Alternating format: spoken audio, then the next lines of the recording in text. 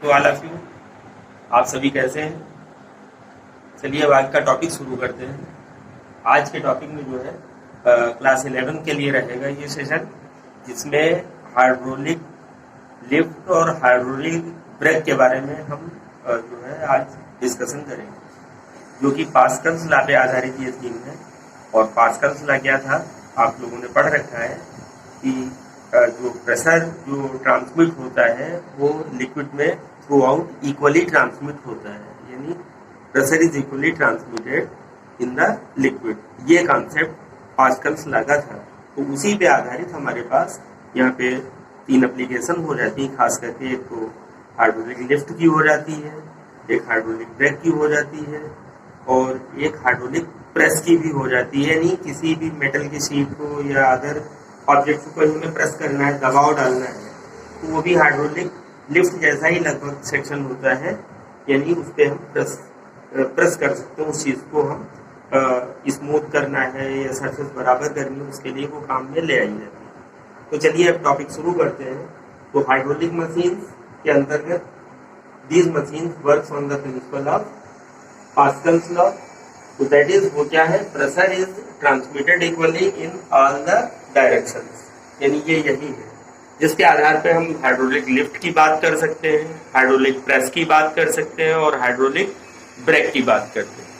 तो आज हम हाइड्रोलिक लिफ्ट और हाइड्रोलिक ब्रेक की बात करेंगे। जैसे हाइड्रोलिक लिफ्ट है वैसे हाइड्रोलिक प्रेस भी हो सकता है कि यहाँ पे एक शीट लगा दी जाए और बीच में गैप कर दिया जाए पिस्टन और शीट के बीच में, और जो कुछ रखना है वो यहाँ पे रख दिया जाए, इधर से दबाव डाला जाएगा तो वो जो चीज जो इसके शीट और पिस्टन के बीच में जो रखा होगा वो प्रेस हो जाएगा, दबाव बढ़ जाएगा उस पर, यानी वो हाइड्रोलिक प्रेस कहलाएगी। तो हाइड्रोलिक प्रेस हाइड्रोलिक लिफ्ट जैसा ही होता है, इसलिए उसका तो आप ऐसे ही पढ़ सकोगे।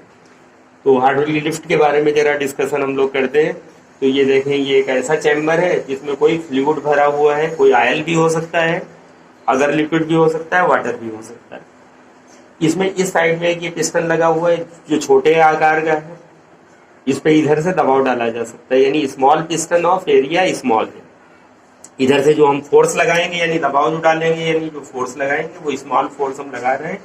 क्या कर रहे हैं, स्मॉल एफ से सिंबल दे दिया उसको। अब जब इस पे फोर्स लगाया हमने अब, तो क्या होगा, ये जो लिक्विड की जो मॉलिक्यूल्स है उसके थ्रू प्रेशर जो है वो ट्रांसमिट होना शुरू होगा। जब हमने फोर्स लगाया इस पिस्टन पे तो पिस्टन ने आगे लिक्विड को ढकेला, तो इस लिक्विड के मॉलिक्यूल जो है आपस में प्रेशर आगे को ट्रांसमिट कराना शुरू करेंगे। और ये मालूम है कि प्रेशर इज इक्वली ट्रांसमिटेड, तो वही प्रेशर इधर होते हुए कहाँ आ गया, इस पिस्टन के करीब। तो इधर तो हमने नीचे की तरफ दबाया है इसको, और ये पिस्टन किधर उठने वाला है, ऊपर की तरफ उठने वाला है। तो यहाँ पे अगर कोई हमने ऑब्जेक्ट रख रखी, हैवी ऑब्जेक्ट, जैसे रिपेयरिंग अगर कोई गाड़ियों की करानी है, कार वगैरह हो सकती है, या उनकी वॉशिंग करानी है, तो इधर में वो चीज़ वो खड़ी हुई है और वो क्या हुई, लिफ्ट हो गई आसानी से। तो अब टेक्निकली देखें है क्या, यहाँ पे उधर में जो है वो पिस्टन का एरिया कम है, इधर में जो ये बड़ा पिस्टन लिया गया इसका एरिया क्रॉस सेक्शन ज़्यादा है, यानी कैपिटल है, यानी लार्जर पिस्टन है। तो उससे होता क्या है कि कम फोर्स लगा के ये बड़ा आउटपुट हमें यहाँ पे मिल जाता है, यानी कम फोर्स लगा के बड़े लोड को हम उठा सकते हैं।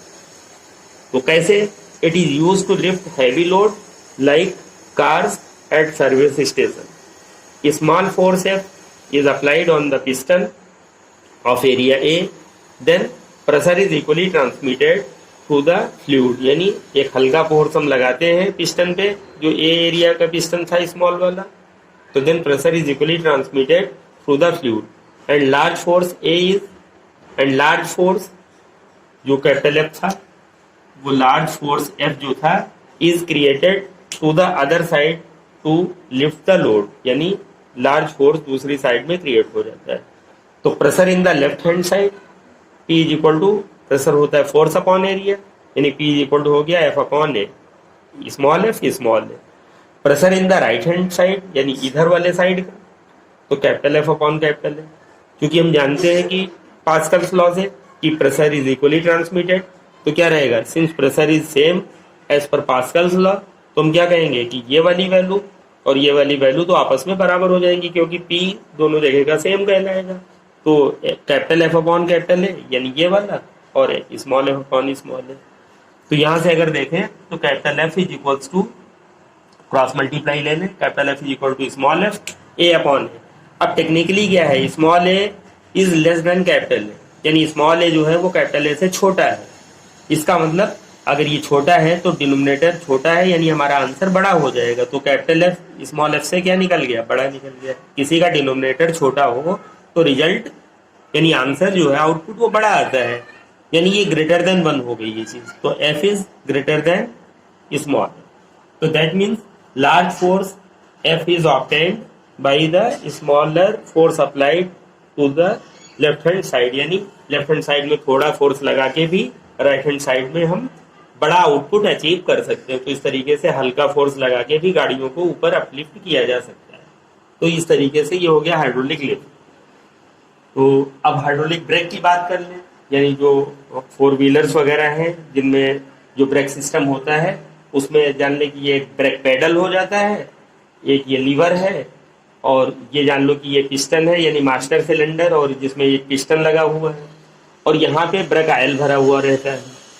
यही जो ट्यूब है जो ऑयल को ले जा रही है, ये जान लो इस व्हील में भी आई है, और ऐसे ही चारों व्हील पे इसी तरीके से आगे डिजाइन में चारों व्हील पे चली है, यानी 2 अदर व्हील ये ऐसे ट्रांसमिट होता क्या है, जैसा ब्रेक पेडल को हमने अप्लाई किया तो थ्रू दी लेग क्या होगा, ये लीवर आगे को बढ़ा, ये लीवर आगे को बढ़ा, इसने इस पिस्टन को दबाया, पिस्टन को दबाया, तो यहाँ पे ये जो ब्रेक ऑयल जो भरा हुआ है ये इस सिलेंडर में, तो ये भी आगे को इसके लिक्विड के जो मॉलिक्यूल्स हैं वो भी आगे को एक दूसरे पे प्रेशर डालना शुरू किया। और हम जानते हैं पास्कल्स लॉ से कि प्रेशर इज इक्वली ट्रांसमिटेड, तो वो बराबर से प्रेशर वो यहाँ भी आया, बराबर से ये प्रेशर आगे भी व्हील्स तक निकल गया, जितनी चारों व्हील हैं सभी तक ये बराबर निकल गया। तो एक व्हील पे आप समझ लो, जान लो कि ऐसे सभी व्हील पे हो गया होगा। क्या हुआ होगा, ये देखें यहाँ तक जो प्रेशर आया इक्वली आया, यहाँ पे फिर से एक सिलेंडर है, यहाँ तक वो लिक्विड आ गया। अब यहाँ पे ये फिर से पिस्टन लगे हुए, एक इधर लगा हुआ पिस्टन, एक इधर लगा हुआ, तो वो प्रेशर इस पिस्टन पे भी इधर दबाव डालने की कोशिश करेगा, इस पिस्टन पे भी इधर दबाव डालने की कोशिश करेगा, है ना।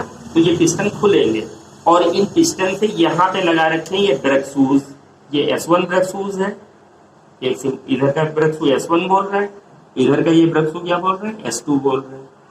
तो जैसे ही यहाँ पे वो लिक्विड अपना प्रेशर डालेगा, ये दोनों पिस्टन बराबर से बाहर को खुलेंगे, क्योंकि प्रेशर इज इक्वली डिस्ट्रीब्यूटेड।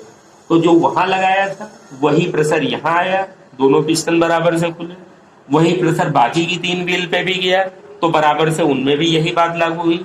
और ब्रेक शू का आप जानते हैं कि अगर व्हील को अगर आप ध्यान दें तो व्हील के अंदर के हिस्से में क्या होता है, ब्रेक शू जो है रफ सरफेस होती है ब्रेक शू पे, वो व्हील को अंदर से ग्रिप बना देती है, यानी इधर भी वो ग्रिप बना दी और इधर भी ग्रिप बना दी। तो इस तरीके से मोशन को जो है वो रिड्यूस किया जा सकता है, यानी चलती हुई जो गाड़ी है, जो व्हील है, उसको हम उसकी रफ्तार को हम कंट्रोल कर सकते हैं।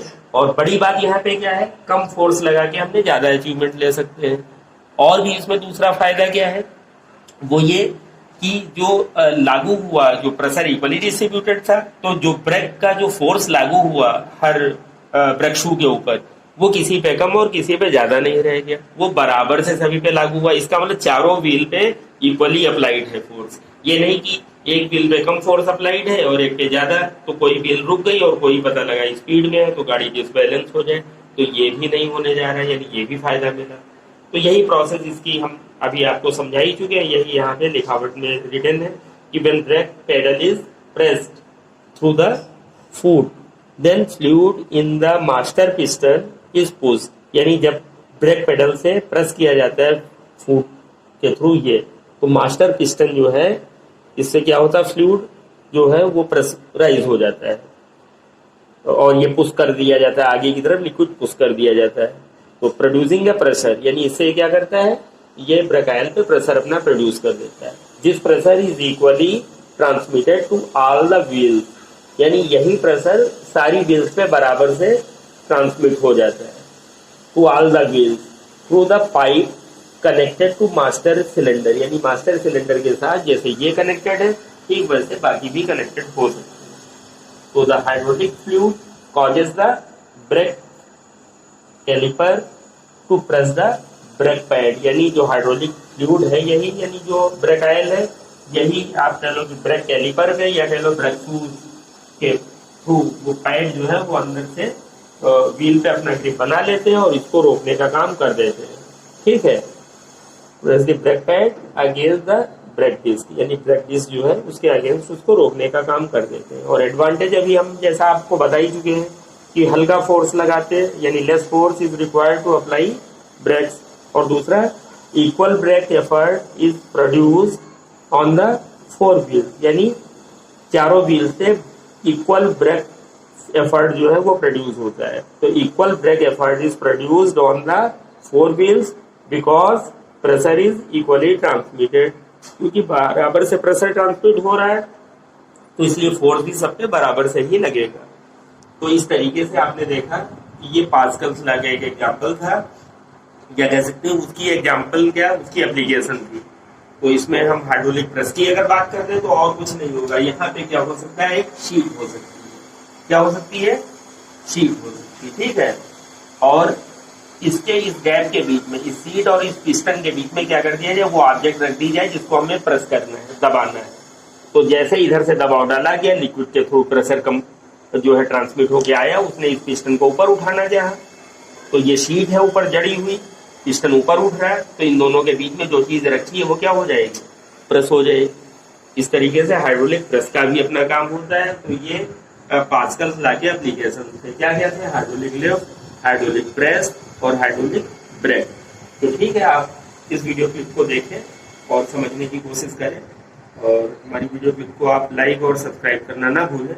अगले सेशन में कोई और फिर टॉपिक पे बात होगी। Okay, thank you, have a nice day.